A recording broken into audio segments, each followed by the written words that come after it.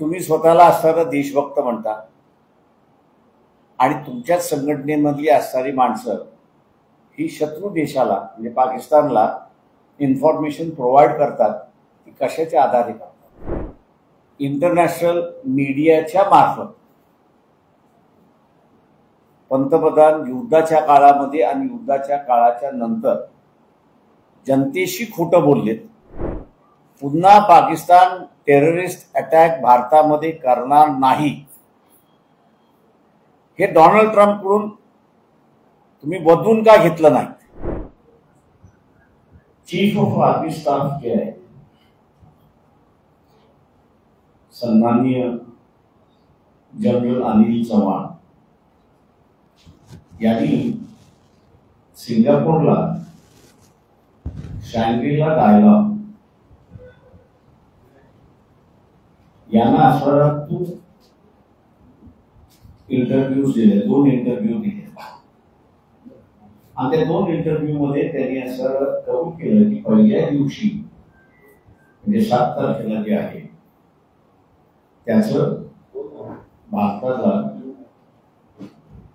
नुकसान झालं म्हणून असं त्यांनी असं कबूल केलं.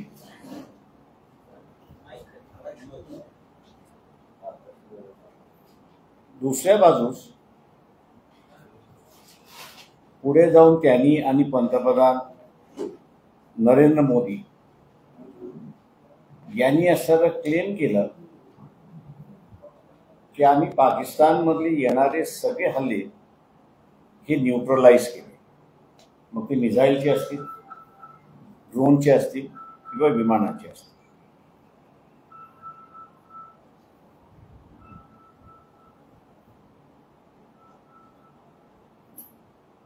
आता जर आपण पूर्णपणे पाकिस्तानचा अटॅक न्यूट्रलाइज केला असेल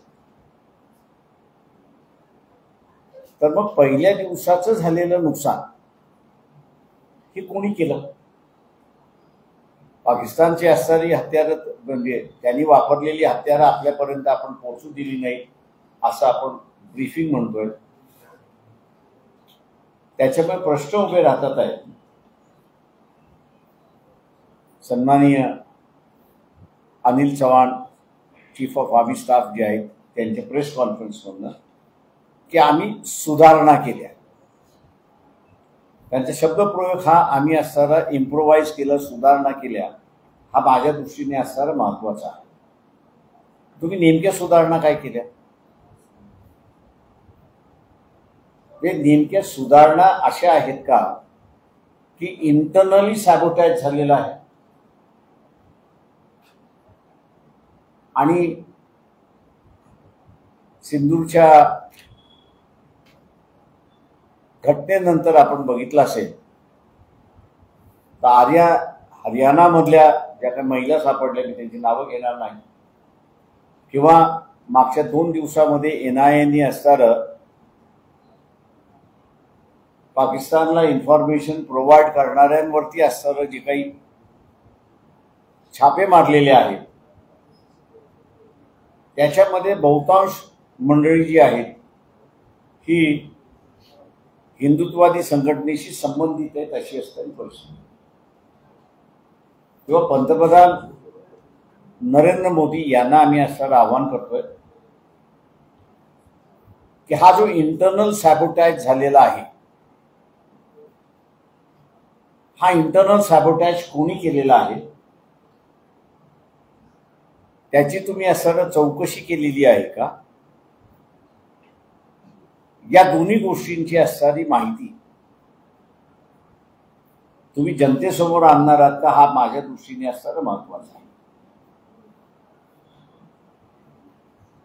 लक्षात आलं म्हणून सुधारणा करण्यात आली आणि पुढच्या 2 दिवसामध्ये आपण पाकिस्तानचा पूर्ण एअर डिफेन्स हे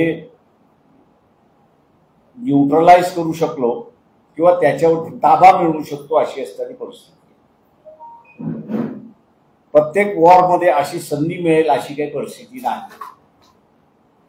त्याच्यामुळे हा असणारा एक सिरियस इश्यू आहे असा मी त्या ठिकाणी मानतो. माझं दुसरं आव्हान आहे या ठिकाणी की इथले राजकीय पक्ष जे आहेत त्या राजकीय पक्षाने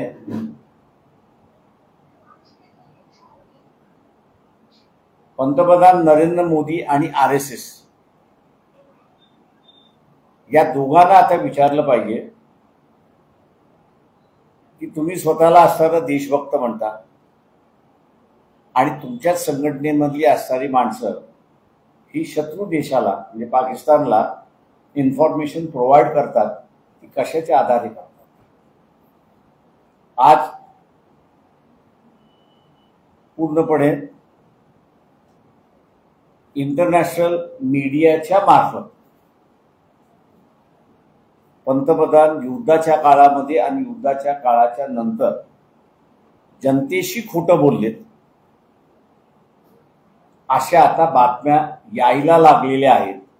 आणि नुसत्या बातम्या नाही तर ते आता त्याच्या पाठीमागचं तथ्य आणि त्याच्या पाठीमागचं जे काही सिद्धांत आहेत, डॉक्युमेंट्स आहेत ते मांडतात आहेत. अशी असणारी परिस्थिती आहे.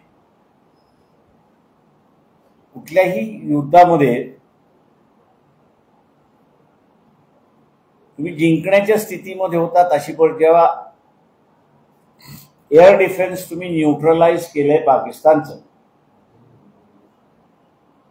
त्यावेळेस तुम्ही जिंकण्याच्या परिस्थितीमध्ये होतात. माझा दुसरा सवाल असा आहे की आर्मी जी आहे, एअरफोर्स वेगळं, एअरफोर्स वापरण्यात आर्मी ह्याला तुम्ही असणारा हाय अलर्ट वरती फक्त ठेवलं, पण आर्मी ही तुम्ही बॉर्डरवरती घेऊन गेला नाही. किंवा आता आंतरराष्ट्रीय वर्तमानपत्रामध्ये हे विचारले जाते की भारताला गेल्या 20-25 वर्ष 90 सालापासून आपण म्हणा की